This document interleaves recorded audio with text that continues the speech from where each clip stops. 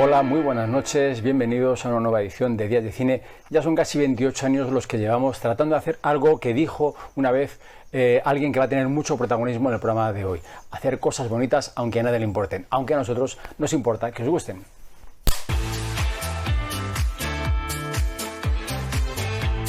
Comenzó por el entreacto y acabó con unas fiestas de galanes. Recordamos a René Clair bajo los techos de París. En Días de Cine nos preguntamos si estaría imposible adaptar el mundo de Marcel Proust a la pantalla. Días de Cine os invita a celebrar el centenario de un mago del diseño, Saul Bass.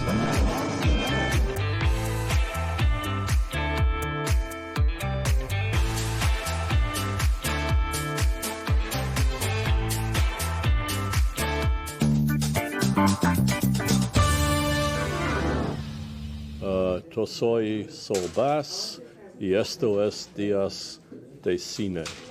De esta forma saludaba Saul Bass a sus 74 años a los espectadores de Días de Cine en una entrevista concedida en su recogida del premio honorífico Máquina del Tiempo que le otorgó el Festival de Cine de Sitges en su 27ª edición. Puede que el público en general no conozca su nombre. Los aficionados al cine recuerdan su valiosa aportación en el mundo de la cartelería y de los títulos de crédito. Pero lo que tal vez pocos sepan es que su mirada y talento están detrás de una de las escenas más reconocibles, imitadas y míticas de la historia del cine.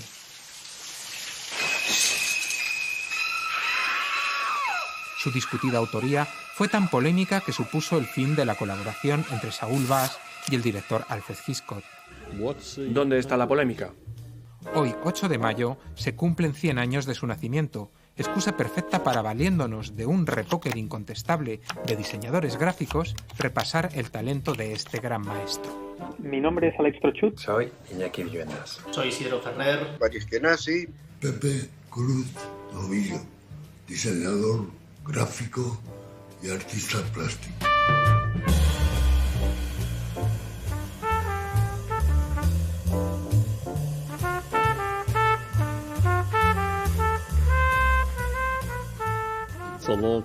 Es una larga historia. Do you want to hear it? ¿La quieres escuchar? Okay. Saul Bass, te podría decir que fue una de mis primeras influencias. Saul Bass es un genio, un gran diseñador. Una de las grandes referencias que tenemos todos los diseñadores gráficos y especialmente los que nos dedicamos al mundo del cine. Por ponerte un símil, sería como la influencia que tuvieron los Beatles en la música moderna. Saul Bass nace en Nueva York, en el barrio del Bronx, en el seno de una familia de inmigrantes judíos y desde pequeño demuestra una sensibilidad especial por el dibujo y el color, muy influenciado por los movimientos de su ciudad en plena efervescencia económica y cultural.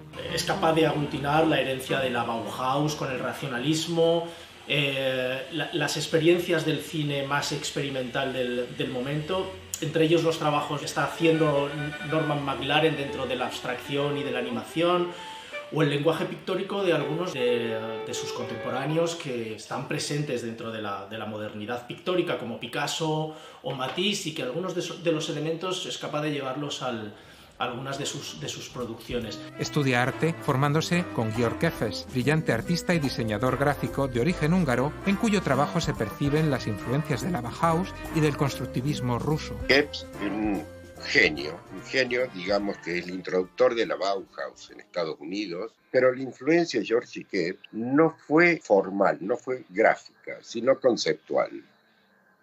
Le ayudó a unir ideas. Ya de estudiante, Bass demuestra su singular talento. El éxito de sus trabajos le mueven rápidamente a crear su primera agencia de publicidad. Era un gran diseñador de material para el cine y la televisión. A mediados de la década de los 40 traslada su agencia de Nueva York a Los Ángeles. En sus primeras campañas en prensa de eventos teatrales y de cine, se percata de la necesidad de la industria del entretenimiento de permearse con las nuevas tácticas de comunicación y las tendencias del diseño. Bass actualiza las reglas del cartel de cine y posteriormente la estética de los títulos de crédito. Debe representar la película misma con la mayor fidelidad posible. No sé qué tiene que tener. Obviamente el título, que se vea la película, y lo ideal, algo que refleje la película. Yo creo que los elementos son prácticamente los mismos que debe tener para el diseño de carteles en otros ámbitos de la comunicación visual. Por un lado, claridad, por otro lado, impacto visual e inmediatez. Aunque puede ser que en el caso específico del cine se le pueda añadir una cierta narrativa. Mi sensación era que la película tenía que empezar desde el primer fotograma de film. Basándome en eso, yo veo los títulos de crédito como una oportunidad para crear un ambiente, que cuando la película comience realmente todo el mundo esté dentro de su espacio, que se empape de su espíritu, de su tono, de los sentimientos, que hayan calentado y estén preparados para entrar en su historia. Los créditos en una película ejercen de prólogo. Antes de Saul Bass, los títulos eran fijos. Eran unas letritas que aparecían entre secuencia y secuencia. Y este pillo lo cogió. La antesala, ¿no? Era un concepto resumido, abstracto, que podía crear una vinculación con el espectador. La relación directa con el argumento de la película propiamente dicha. Deben crear el clima propicio sin desvelar nada. Unos buenos títulos de crédito lo que sí que le dan a la película es como mucho más caché, le da como una intencionalidad, le dan como un corporativismo. Muchos títulos de crédito son verdaderas obras de arte en sí mismas que junto con la película yo creo que lo que hacen es sumar. Los primeros títulos de crédito que hice fueron para Otto Preminger en El hombre del brazo de oro.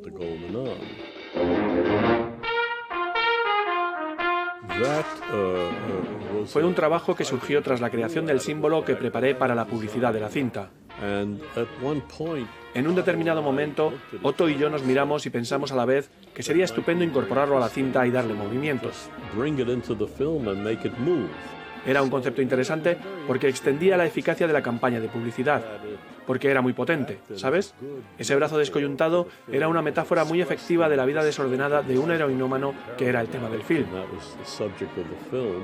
Fue tan potente que cuando se estrenó en Broadway, lo único que se mostraba en las marquesinas era el brazo. La conclusión es que la impronta que transmitía ayudaba a concretar el tono de la película, y de eso va todo esto. La colaboración con Preminger anima a otros directores a recurrir al diseño para sus producciones. La fama de su estudio crece, también sus elementos de trabajo.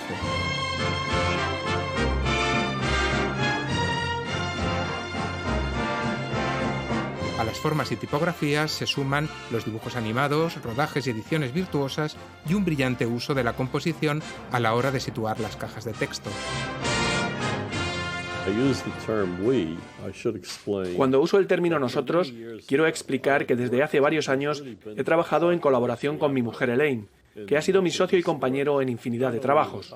No solo en los títulos de crédito, sino también en mis cortometrajes y en otros trabajos. No se sabe muy bien hasta qué punto influyó o no influyó. Yo no sé cuál fue la influencia en sí. Por ahí leí que era como musicalmente le aportaba.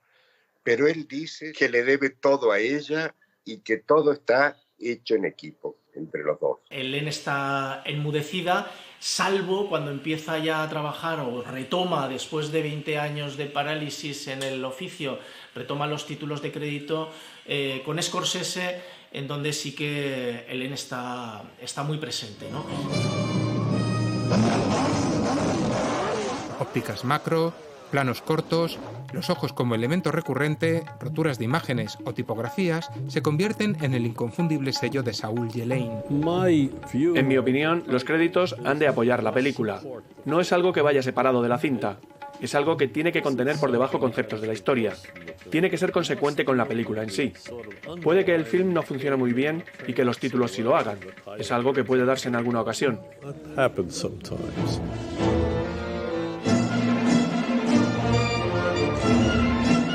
Su colaboración con Alfred Hitchcock da como resultado 3 trabajos brillantes: Con la muerte en los talones,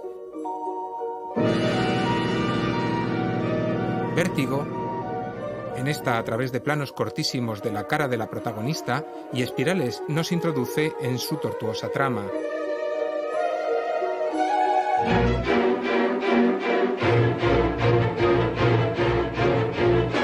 Y en Psicosis, donde la rotura de la tipografía anticipa la inestable realidad de sus protagonistas.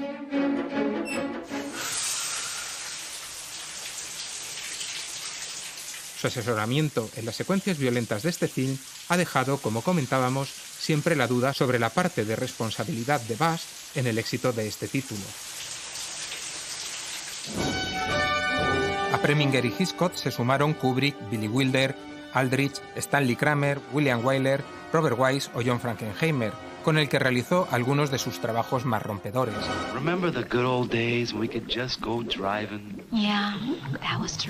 Su experimentación con el lenguaje cinematográfico le llevó a realizar varios cortometrajes, ganando un Oscar al cortometraje documental en 1968 por White Man Creates.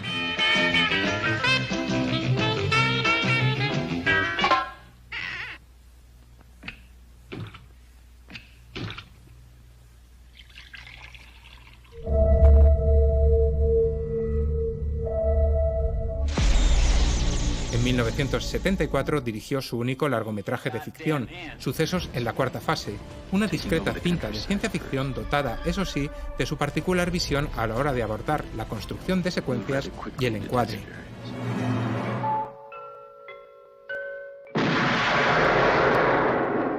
Otros diseñadores como Maurice Blinder, creador de la apertura de los créditos de James Bond, o en nuestro país Cruz Novillo, cuyo documental El hombre que diseñó España recomendamos nuevamente, cruzaron la puerta abierta por el estudio de Bass y terminaron en convertir el oficio de los créditos y los carteles de cine en lo que es actualmente.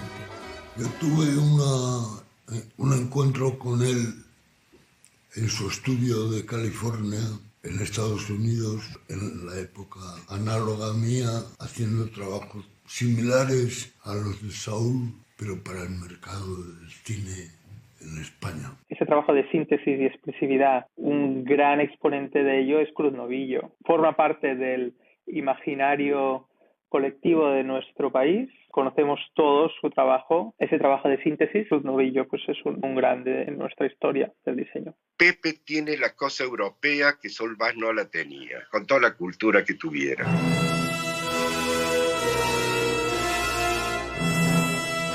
A finales de la década de los 80, el matrimonio es redescubierto por directores como James L. Brooks, De Vito o Scorsese, con el que cierra una trayectoria visual con broche de oro.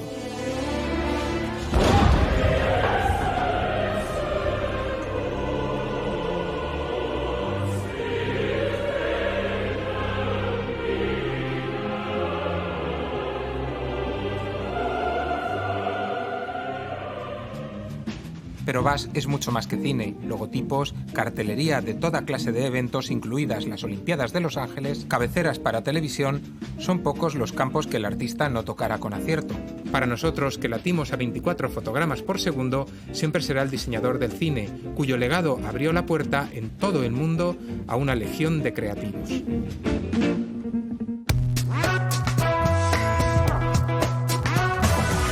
Pues a mí esta crisis me pilló con la preparación, con la preproducción de mi segunda película. Había estado 4 años escribiendo y 1 año preparando la preproducción y el rodaje, y justo a 5 semanas de empezar a rodar pues surgió esta crisis. Por supuesto no me puedo quejar porque a nivel de salud los más cercanos estamos bien. Y luego a nivel personal, bueno, gestiono bastante bien el aislamiento y la independencia y un poco la soledad, porque generalmente lo suelo escoger o elegir para poder escribir. Estoy ajustando el guión de mi segunda película, estoy desarrollando una serie que he firmado, que me han encargado hace poco, sobre un personaje bastante conocido en este país, que no puedo ahora de momento desvelar. Estoy llevando a cabo la preproducción, teletrabajando sobre las localizaciones y todas las reuniones de producción, y en eso estoy, viendo todo el cine que puedo, que tengo pendiente, y pensando mucho y reflexionando mucho. No sé si esta crisis va a ser una oportunidad, debería serlo, pero no sé si va a ser una oportunidad para que el ser humano pueda aprender y que se dé cuenta que está equivocado en este modelo de explotación y de producción absoluto del planeta. Y nada, ojalá os haya dado tiempo a reflexionar y a estar en contacto con los vuestros y con vosotros mismos, y que salgamos más fuerte de esta. Que vaya muy bien. Chao.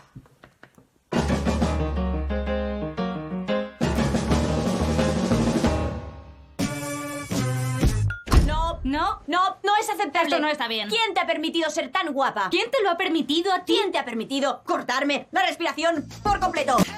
Afortunadamente, en los últimos tiempos cada vez más mujeres se convierten en creadoras y protagonistas de sus historias, aportando otro punto de vista y una nueva sensibilidad. Habla con ella. Tiene una sonrisa preciosa. Este es el caso de Booksmart, algo así como Ratón de biblioteca y que en España han traducido por Superempollonas, una comedia alocada, gamberra y fresca que no solo rompe con los roles sino también con los clichés de género. Es el último día. Os habéis graduado. Necesito que revisemos el presupuesto. ¿No podéis graduaros y tiraros a la uni sin más? Insistiremos. Molly y Amy son unas estudiantes excepcionales y sin complejos. Hoy vamos a ir a una fiesta. ¿Qué? Nadie sabe que somos divertidas. No hemos ido a fiestas porque queríamos centrarnos en los estudios y entrar en buenas universidades. Y ha funcionado. Pero los irresponsables que sí que han ido a fiestas también han entrado en ellas. Se me dan que te cagas las pajas, pero también saqué un sobresaliente en selectividad. No hemos hecho nada, no hemos violado ninguna norma. Menciona a una persona cuya vida haya sido mejor por saltarse alguna norma. Picasso. Eran normas del arte. Rosa Parks. Dime otra. Susan B. Anthony. Joder, maldita sea. Deciden recuperar el tiempo perdido en una noche loca de fiesta en fiesta en la que aprenderán muchas cosas. No tengo palabras. Has alcanzado el nivel de perfección. Estoy... Quedaos con sus nombres. Esta buddy movie, esta historia de amistad femenina, funciona gracias al talento y la química que hay entre Vinnie Feldstein, que dio el salto al cine con Malditos Vecinos 2, y Caitlin Dever, que ha trabajado con Clint Eastwood o Catherine Bigelow, entre otros. Esta será vuestra noche. Sí. Y cambiaremos nuestra historia para siempre. Tenemos que hacerlo. La actriz Olivia Wilde, 13 en la serie House, y a la que hemos visto en Tron o El efecto Lázaro, debuta en la dirección de largos con Superempollonas. Es gracioso que piensen que nos liamos. Lo que tenéis vosotras es especial. Vamos a demostrarnos lo mucho que nos importamos la una a la otra. Solo vamos a probar algunas cremitas. No necesito detalles.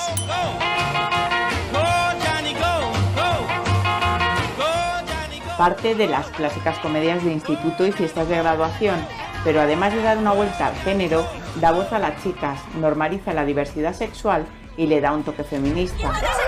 ¿Qué coño es esto? ¡Nosotros hacemos las preguntas! ¡Ay, mi madre! Un fallo.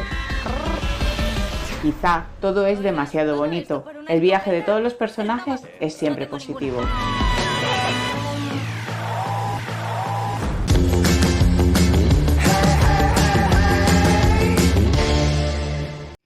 Hola, soy Javier Muñoz, guionista del Crack Zero y director de Sicarius. ¿Cómo estoy pasando el confinamiento? Bueno, como dice Carlos Clavijo, el hermano de Víctor, ahora todo el mundo sabe cómo vive un guionista español. Sin dinero, sin relaciones sociales y sin salir de casa. Bromas aparte, este confinamiento me ha pillado escribiendo un guión a 4 manos con Miguel Ángel Muñoz. Una historia muy bonita, muy humana, que espero que consigamos sacar adelante cuando pase todo esto. Y al mismo tiempo estoy haciendo un casting online para ver si levanto la segunda parte de Sicarius. Sicarius 2, El honor y la venganza, con el gran Víctor Clavijo, al que ya tengo engañado. Y bueno, pues a las actrices y actores que quieran participar y ser asesinados por el inconfundible estilo de Víctor Clavijo, pues que se pongan en contacto conmigo. Y poca cosa más, leyendo mucho, viendo mucho cine clásico y esperando a que pase todo esto de la mejor forma posible. Un saludo muy afectuoso a Días de Cine, el mejor programa de la televisión mundial. Chao.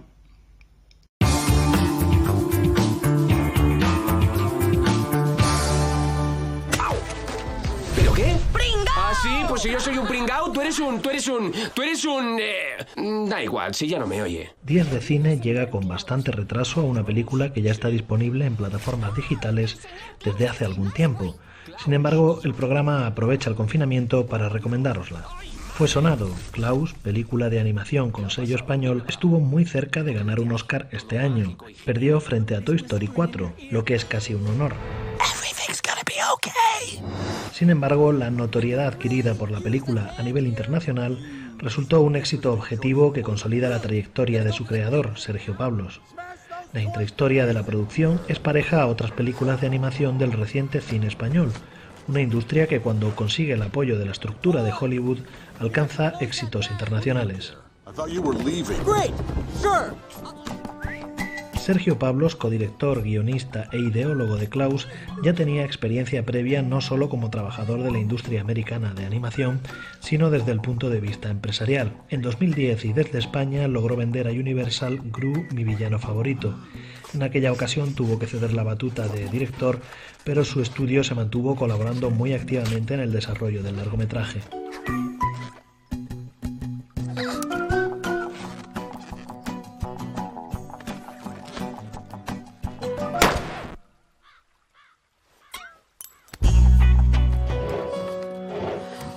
Klaus recurre a un estilo de animación tradicional para construir su particular cuento de Navidad. Cada vez son más los que apuestan por recuperar parte del encanto de ese estilo de trabajo. En sus primeros minutos, Pablos reproduce los clichés de los personajes animados americanos. Sin embargo, en el desarrollo del metraje va adquiriendo personalidad propia y configurando una leyenda que pone en valor el altruismo sin ápice de ñoñería. Jesper Johansson, cartero. Cierto que parte de un lugar común, Santa Claus, pero no menos que reconvierte la historia al completo al inventarse un cartero protagonista que es condenado por su padre a trabajar en un pueblo infecto al norte del mundo. ¿A qué estáis jugando? Esto es Smirensburg, el sitio más infeliz del mundo. Y vosotros no podéis cambiar eso. Tiene la misión de dar vía a un número de varios miles de envíos postales hasta poder regresar a su casa.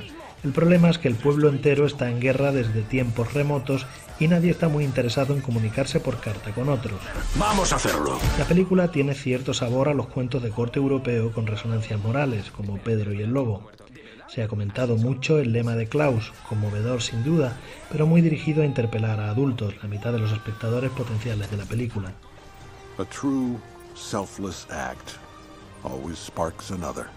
A true selfless act always sparks another. Pero quizás haya pasado más inadvertida su implícita defensa de los derechos del niño, algo, por cierto, de rigurosa actualidad. Nuestro primo nos ha dicho que si le escribimos una carta al señor Klaus, nos hará un juguete. Sin mencionarlo de manera explícita, la película es una especie de compendio de los derechos del niño recogidos en 1959 y ratificados 30 años más tarde por casi todos los países. La protección frente al abandono o la crueldad, el derecho a la educación y a ser educados en el concepto de tolerancia y, muy importante, aunque habitualmente menospreciado, el derecho al juego, a jugar. Lo que sucede en Klaus es que cuando una serie de acciones no necesariamente altruistas conducen al respeto involuntario de esos conceptos, un beneficio social de paz para el pueblo protagonista les vuelve como un poderoso boomerang. Ahí reside para nosotros la belleza que desprende el discurso de la película.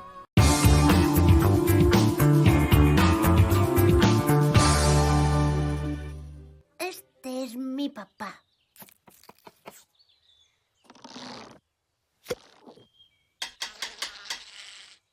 Es director de orquesta. El trabajo de Uschi y Lotta Geffenblatt en France y el director de orquesta reúnen en el dibujo la belleza del colorido, la sencillez en el trazo y la delicadeza en la historia, esencialmente dirigida a un público infantil, cuyos padres bien harían en acompañarlo durante los 46 minutos que piden su atención.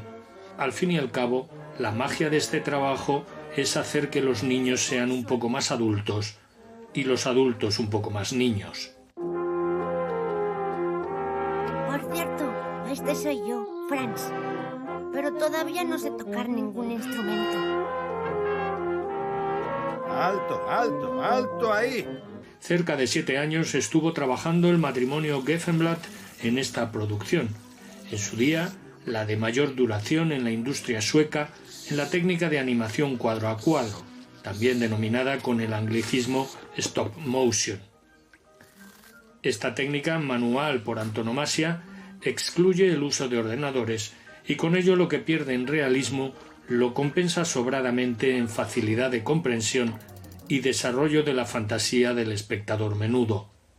Las imágenes están compuestas de partes sueltas, en su mayoría hechas de papel o plástico, pero también de objetos tridimensionales como cardos reales. ¿Cuándo puedo empezar yo a tocar un instrumento? Eres demasiado pequeño. Esperarás hasta que hayas cambiado todos los dientes. Pero si ya se me ha caído uno. La historia de Franz y el director de orquesta reúne a un grupo de niños músicos en un campamento de verano que cada mañana sale de sus tiendas para ensayar siguiendo las pautas de un bondadoso y algo atrabiliario director que solo entiende de su oficio. Paramos. ¿Tienes algún problema? Pues... es que algo debe de pasarle a la trompa, que no funciona bien. Sopla. Venga, sopla. ¡Sopla! De una manera inteligente y cuidadosa, los bellos fotogramas nos hablan del acoso de los niños hacia uno de sus compañeros y de la escasa atención prestada por un padre, el director de orquesta, hacia su pequeño. Habla de egoísmos infantiles y adultos y también de generosidad, pequeños apuntes didácticos que no perjudican, antes al contrario, potencian la respiración poética del relato. Podemos ayudarte a buscarla. ¿Has preguntado a tus compañeros? Nadie me va a ayudar. Yo te ayudaré. No. Espera un poco. Te ayudaremos a buscarla, pero mañana.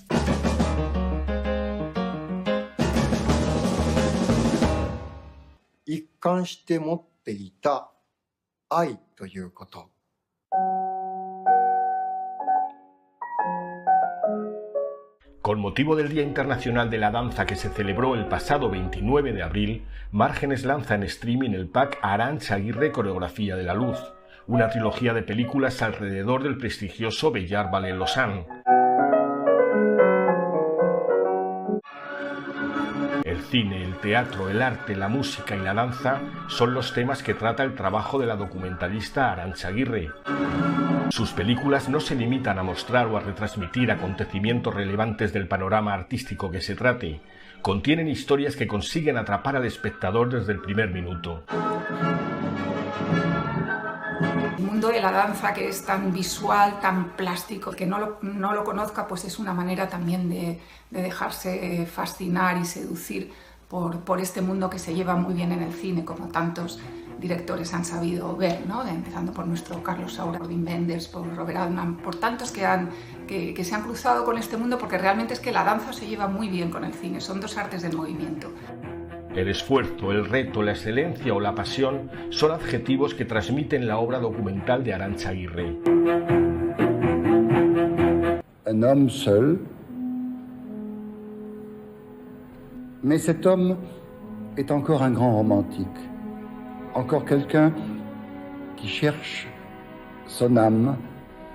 El esfuerzo y el ánimo, el primer filme de esta trilogía, aborda el legado artístico del excepcional coreógrafo Maurice Béjart. Fue mi primera película dirigida en solitario. La compañía acababa de perder a su fundador, a Maurice Béjart, un gran genio de la danza, y estaban en un momento de crisis que yo enseguida olfateé que ahí había una historia que merecía ser contada y que valía la pena conocer. Your first time in Paris? No, I've been here before, but never to dance this much. Le sigue Un cisne americano en París, el delicioso relato del debut inesperado de una joven bailarina estadounidense en la Ópera Garnier de París.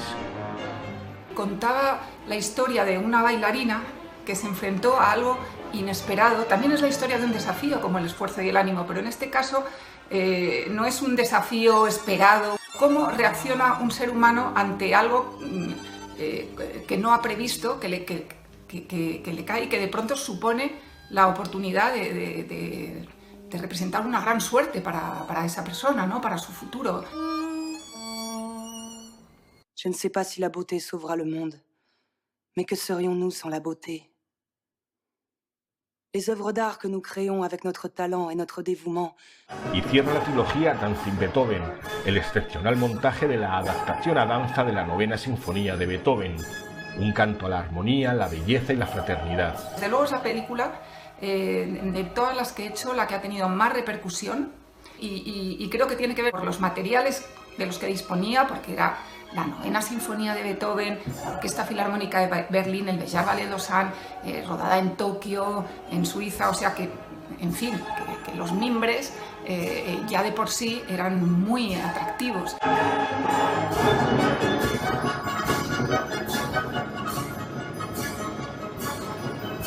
Arantxa Aguirre, Coreografía de la Luz, una trilogía altamente recomendable que abarca casi 20 años de relación entre el Bellas Ballet Lausanne y su creadora.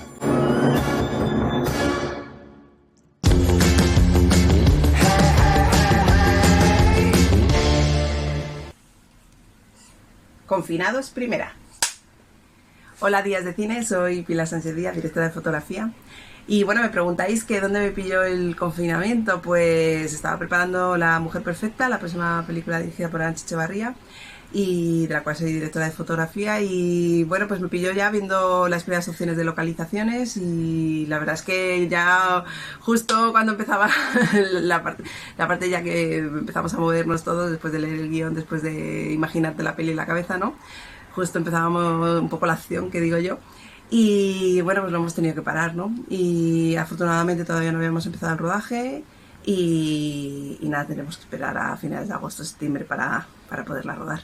Y bueno, la verdad es que deseando retomarlo, y mientras tanto pues dibujando la película en la cabeza.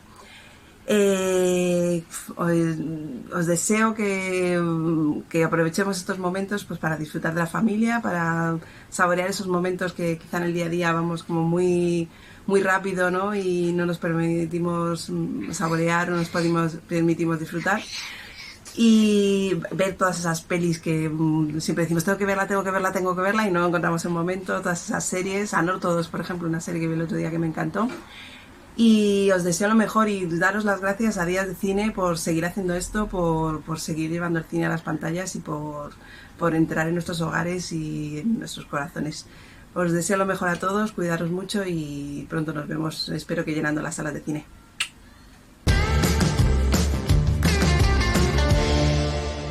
Para hablaros de una secuencia que me marcó en la historia del cine, me parece interesante hacerlo sobre una peli que no es mi peli favorita y que de hecho no me estaba conmoviendo excesivamente, que fue, y vais a decir, ¿no te conmovía?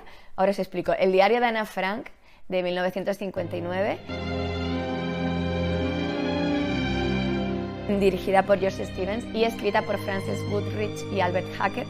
Esto es muy importante decirlo, yo como guionista siempre reivindico a los autores. Sobre el diario de Ana Frank, obviamente. Y la película es larguísima, dura casi 3 horas, y yo la estaba viendo con cierto hasta aburrimiento, y me sabía la historia, no me estaba conmoviendo, pero de repente hay una secuencia al final que me parece que condensa todo lo que debe ser el cine. We're not the only people that have had to suffer. There have always been people that have had to. Sometimes one race, sometimes another.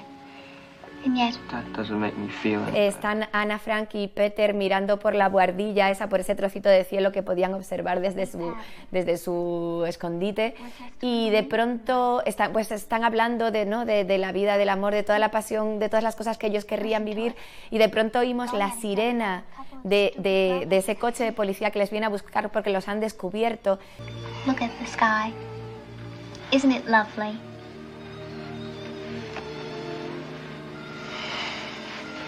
Someday, when we get outside again, I'm going to. Y hay una sucesión de planos maravillosos en que es la cara de ellos adivinando por esa sirena lo que se les viene encima.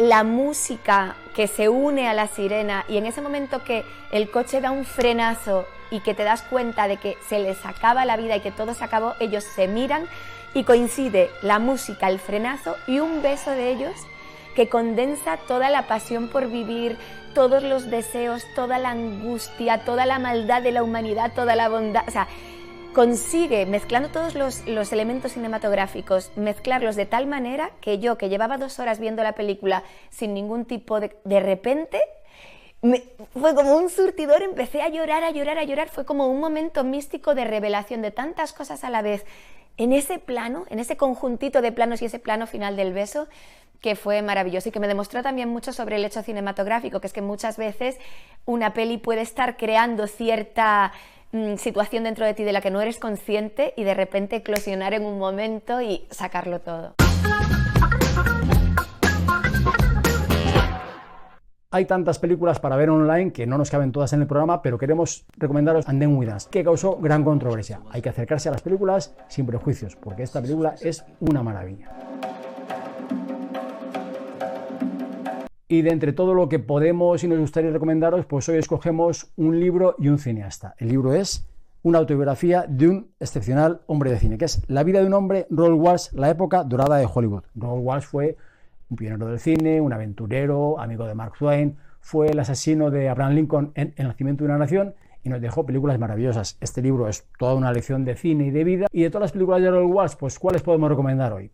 Una, Murieron con las botas puestas, esa maravilla con Errol Flynn y Olivia de Havilland, donde tiene momentos tan maravillosos como ese que Errol Flynn, Custer, une al séptimo de caballería desastroso que se encuentra con una canción, Gary Owen.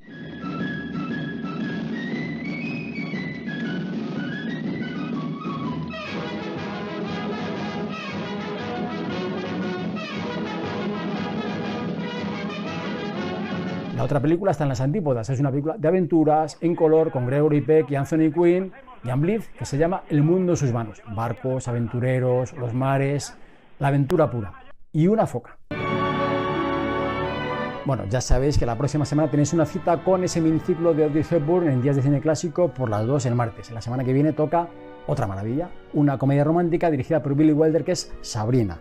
William Holden y Humphrey Bogart en una película que tuvo un remake luego en el año 95 dirigida por Sidney Pollack.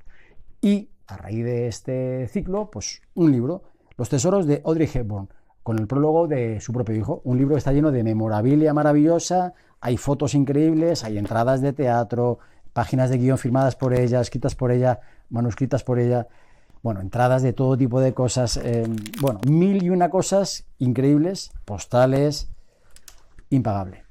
Y terminamos estas recomendaciones recomendándoos una película, La herida, que podéis ver de forma gratuita en ese portal Somos Cine que ha abierto Televisión Española para que podáis disfrutar de un montón de películas españolas, como digo, de forma gratuita.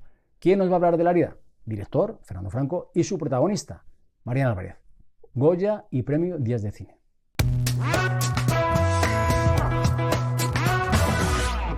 Hola, soy Fernando Franco. Pues La herida es hasta la fecha la película más importante en la que he participado por muchas razones. Ya no solo por el recorrido que tuvo y los reconocimientos, sino porque fue un viaje emocional y personal que me hizo crecer de una manera brutal. Escribíos para animaros a que veáis la que es mi ópera prima como director, La herida, que está disponible en el canal de Somos Cine de Radio Televisión Española a través de internet. Lo cierto es que fueron 5 años preparando un personaje desde que me llegó el proyecto por primera vez y agarré a la protagonista, Ana, y no la solté hasta que fue el último corte de la película. Y yo creo que todavía aún no lo he acabado de soltar. La herida es una película que hicimos en 2013 con mucho cariño, con la energía esa con la que se hacen las primeras pelis.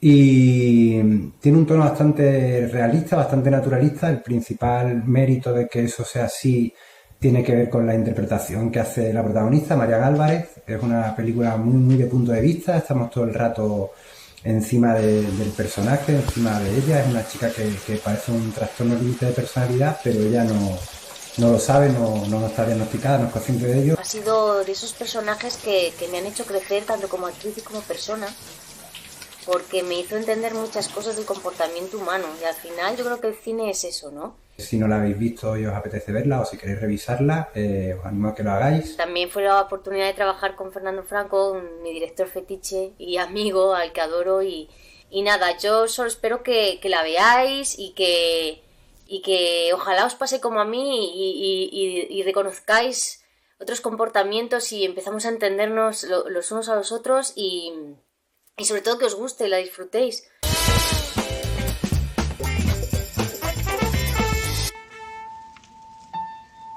And suddenly saw the world bathed in a new light, and without you.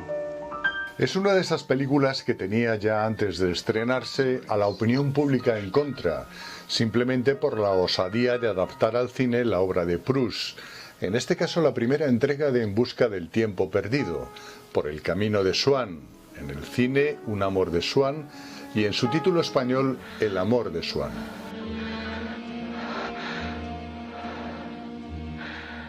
Mes amis, à commencer par Louis Malle, Tavernier, tout le monde disait mais tu es complètement fou, tu vas pas faire Proust, tu ne peux que te casser la gueule.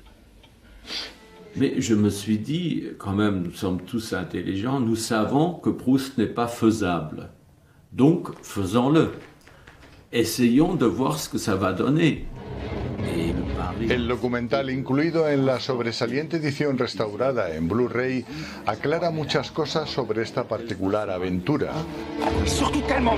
Nicole Stefan, actriz y luego productora, perteneciente a la acomodada familia Rothschild, poseía los derechos que estaban a punto de caducar. Ya se habían hecho intentos de llevar al cine a Proust, proyecto que estuvo en el punto de mira de Visconti. Luego, más tarde, sería Harold Pinter quien escribiera un guión para Joseph Losey.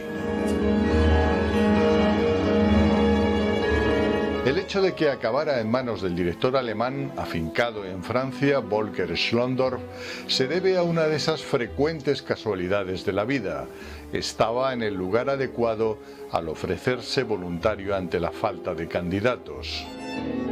Así que o se hacía El amor de Swann o se perdía la oportunidad. Y el resultado puso en bandeja una película mucho mejor que lo que los prejuicios de entonces no dejaron ver.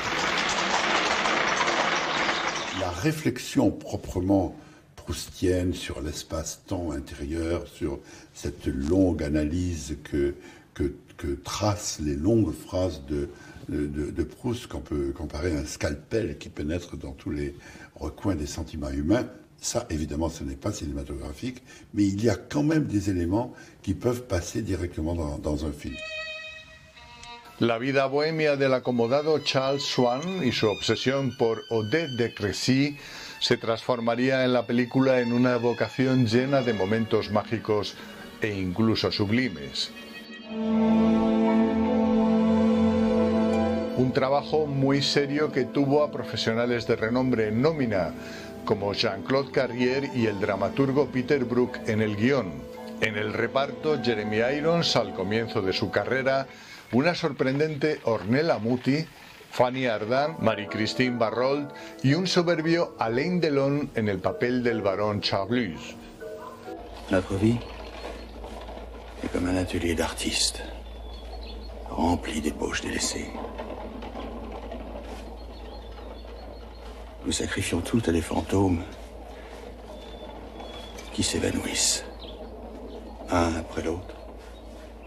Volker voyait dans Un amour de Swann, pour lui, il me l'a souvent dit, la possibilité de rendre un hommage à Paris, une ville où il avait beaucoup vécu. Y algo que hoy en día se sigue disfrutando con asombro, una excepcional fotografía de Sven Nykvist que acercaba ese París de principios de siglo a las calidades pictóricas de los grandes maestros.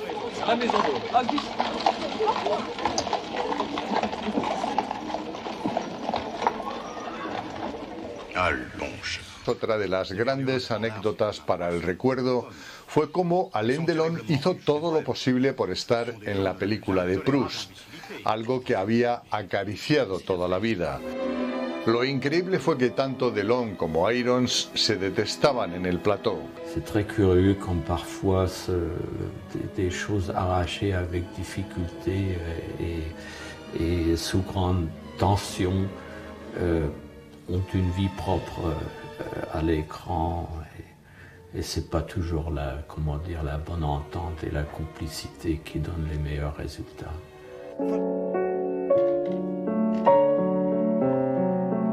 El amor de Swann acaba siendo más fiel de lo que parece a la literatura de Proust. Precisamente al distanciarse de la novela para encontrar su propio camino, es como lograr retornar a ella con entidad propia y un enriquecedor aporte.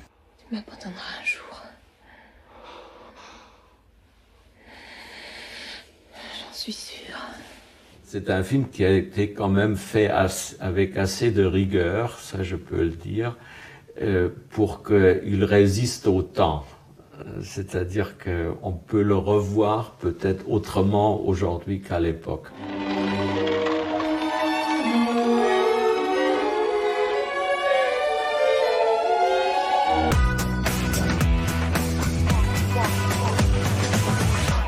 ¡Saltacunas! ¡Alto! Quiero pediros un esfuerzo en cumplir con vuestros impuestos.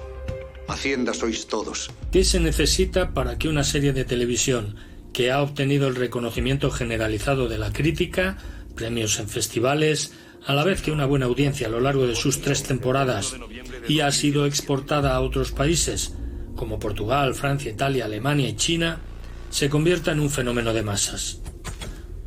No lo sabemos, nadie lo sabe, pero el Ministerio del Tiempo de Televisión Española, que reúne todos esos parámetros, intentará conseguirlo con su 4ª temporada después de más de 2 años y medio de pausa. El cine español sigue paso a paso. El martes pasado se emitió el capítulo 1 y los siguientes estarán a disposición de todos los ministéricos con cadencia semanal en la 1 y también en HBO. Pero para quienes se incorporen tarde a la fiesta, quienes no conozcan esta joyita, también están colgados todos los capítulos precedentes en la web de la serie. Escúcheme bien, nos encontramos ante una misión en la que nos la jugamos todos. Por la democracia y por cada uno de nosotros. Vos dais órdenes y yo las obedezco. Pero no me pidáis que piense que sin democracia no voy a ser yo mismo. Ninguno de nosotros estará aquí mañana si Suárez no es presidente. A lo largo de estas 3 temporadas han quedado claros sus principios básicos. Dar a conocer la historia de España para saber de dónde venimos. Tomarse a sus expensas un buen trago de sana ironía, de delicioso y saludable cachondeo, y realizar un ejercicio de imaginación sin más límite que el respeto hacia los personajes y concediéndose la libertad de modificar los hechos históricos con fines dramáticos. Esa es mi lucha. La parte didáctica yo nunca me la planteé. Lo que sí me planteé es ser muy riguroso a la hora de documentar la parte histórica de la serie, ¿no? Que en ese sentido es evidente. Lo que pasa es que también buscamos unas partes de la historia que no son las de los libros, ¿no? Miramos mucho por recordar a los derrotados, por ver la cara B de los personajes, por humanizarlos. Los autores se permiten todo tipo de licencias narrativas, sacrificando cualquier exigencia de verosimilitud, pero sitúan al espectador en un terreno en el que, aceptada la premisa, todo puede pasar. Los personajes más dispares e incluso más disparatados conviven en franca armonía. Podemos decir que la serie bebe sin complejos los vientos narrativos del cómic. El cómic, por ejemplo, es una de las influencias que podemos tener, pero yo creo que todavía más, desde la base, es la novela o es el cine. Y en ningún caso creo que el hacer eso haga que los guiones pierdan verosimilitud, porque si la perdieran probablemente no estaría aquí hablando ahora, ¿no? Porque creo que los guiones o las series tienen su verdad y su verosimilitud, o directamente no valen.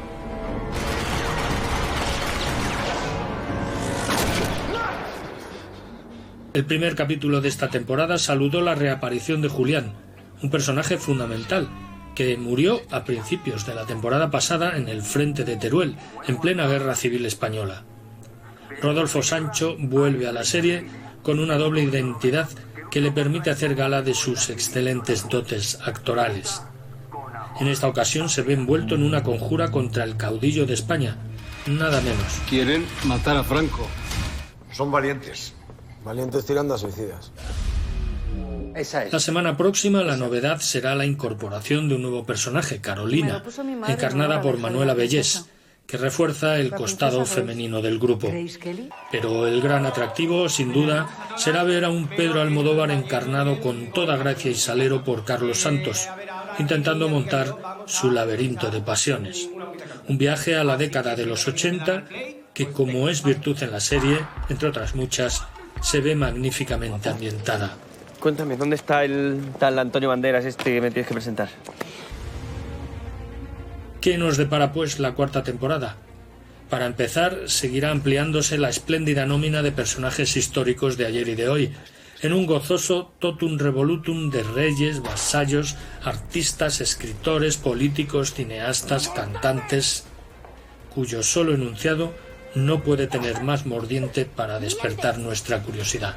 Vaya ambiente, ¿no? El Madrid de los 80, nena. ¡Ole! Gracias por luchar por todas las mujeres. Hola Gerardo, hola a todos los que estéis viendo Días de Cine Confinado.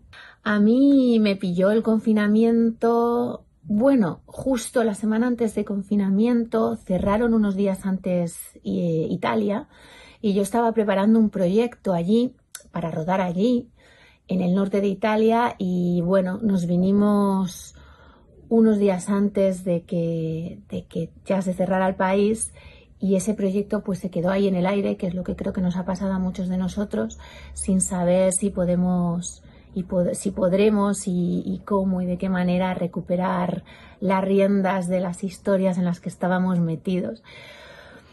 Y en este tiempo, pues aquí estoy en mi casa de Zaragoza y he ido pues un poco viendo bastante cine, también series de televisión, pero sobre todo bastante cine para no perder la preparación de esa película en la que yo estaba trabajando. Y eso me ha llevado a ver sobre todo mucho cine clásico, mucha fotografía en blanco y negro, y creo que lo que más me ha tocado de lo que he visto ha sido recuperar a Max Ophuls.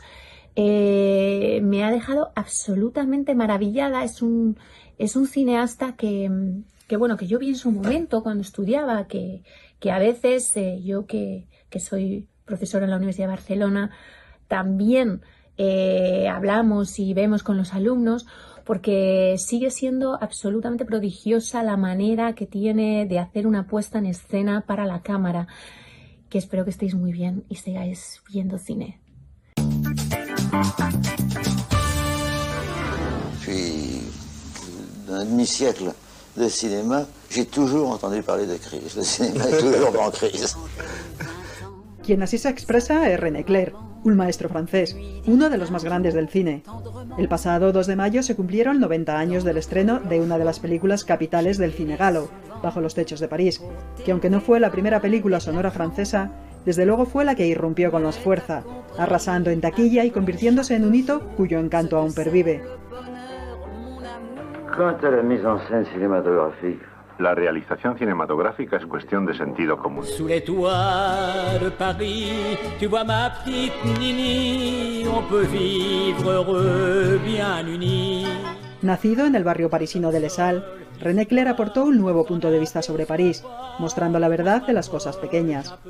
Apodado el más francés de los directores franceses, Clair se dejó seducir por la libertad que le ofrecía el cine para reinventar la vida, y de su amor por ambos, por el cine y la vida, nacieron 30 títulos en los que la poesía, el humor, el amor por lo popular, un intelectualismo en absoluto pedante, el buen gusto y la ironía siempre estaban presentes.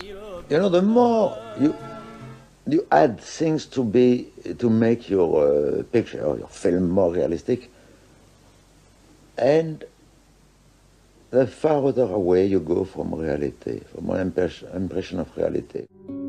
Hijo espiritual de los Lumière y Méliès, para René Clair era cine todo lo que no podía contarse. En sus primeros cortos latía la influencia del dadaísmo y el surrealismo, e incluso en entreacto colaboró con Picabia y Satie. Hasta que la reflexión sobre el verdadero fin del arte le hizo cambiar su manera de hacer cine, sin que su espíritu renovador se resintiera. The real success for an artist in motion picture is when you can interest the cultivated class, you know, and the popular public. After all, no, our great masters did that. Chaplin, Strain, Griffiths, you know, Eisenstein. They were not working for cine clubs. pesar de su mirada abierta, René Clair acogió la llegada del sonido con cautela. No desconfiaba del medio, desconfiaba del factor humano. On l'a dit à l'époque, je l'ai écrit moi-même. Ce n'est pas l'invention du film parlant que nous redoutons, c'est le mauvais usage que l'on va en faire. ¡Reste là! En enero de 1930 comenzó el rodaje de su primera película sonora, una estremecedora crónica de la amistad. When in this, for example, in this great times of the American comedy, they had to invent everything visually, you see. Well, you know what had become of the American comedy after the sun. El melodrama, el romance y la crónica social, sumados al tratamiento antinaturalista del sonido y los decorados en estudio, otorgaban una atmósfera irreal y fantástica a los bajos fondos de París que marcaron la senda para el realismo poético. Pero nadie mejor que el propio Clair para contarnos cómo fue aquella experiencia. La primera cámara sonora estaba condenada a una especie de inmovilidad casi completa. No se podía ni tocar el micro. Y todo por supersticiones de la gente que todavía no conocía su oficio. Por otra parte, ninguno de nosotros lo conocía. Yo quería rodar una canción que continuara desde un quinto piso hasta el suelo, con la cámara descendiendo a lo largo de las ventanas. Pues bien, ellos habían imaginado no sé qué invención extraña para hacerlo. Pero era muy simple. La cuestión era situar a los cantantes de forma lógica para que cantaran en imagen, unos al lado de los otros, y pasar con el micro por delante de ellos. Fue un escándalo, un gran crimen hacia el micro, pues por lo visto no se debía mover. Y por eso yo les obligaba a hacerlo, pero al final quedó muy bien.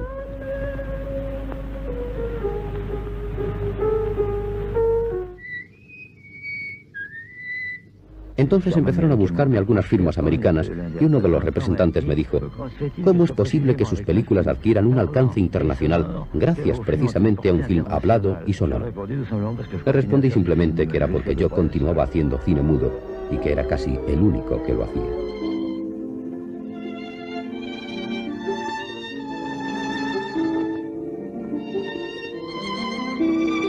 Después llegarían El Millón y Viva la Libertad, conformando una trilogía musical en la que la unión entre imagen y sonido es gloriosa, hasta tal punto que Chaplin se inspiró en la crónica de la alienación de esta última para tiempos modernos, algo que Clair se tomó como un elogio.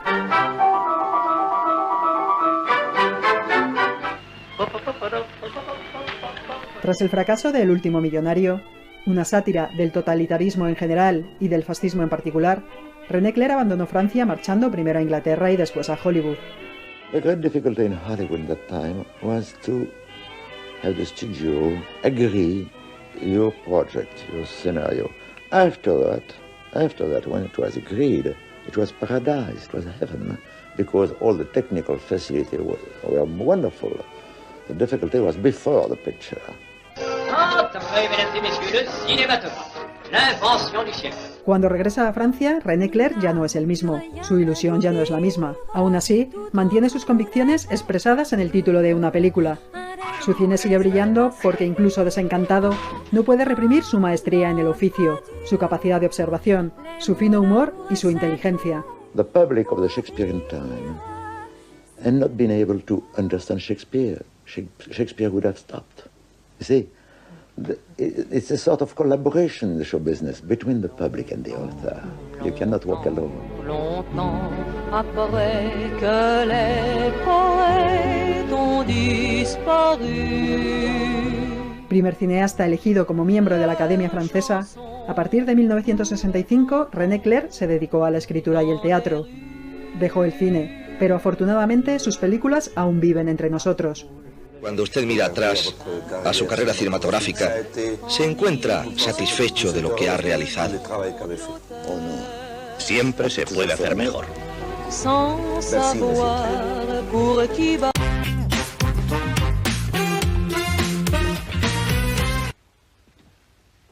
Well, they cleaned all this up now. Big difference. You should have seen the blood. The whole place was, well, it's too horrible to describe. Dreadful. And I'll tell you, there's a very important clue was found here. Down there. Well, the murderer, you see, crept in here. very slowly. Of course, the shower was on, there was no sound. And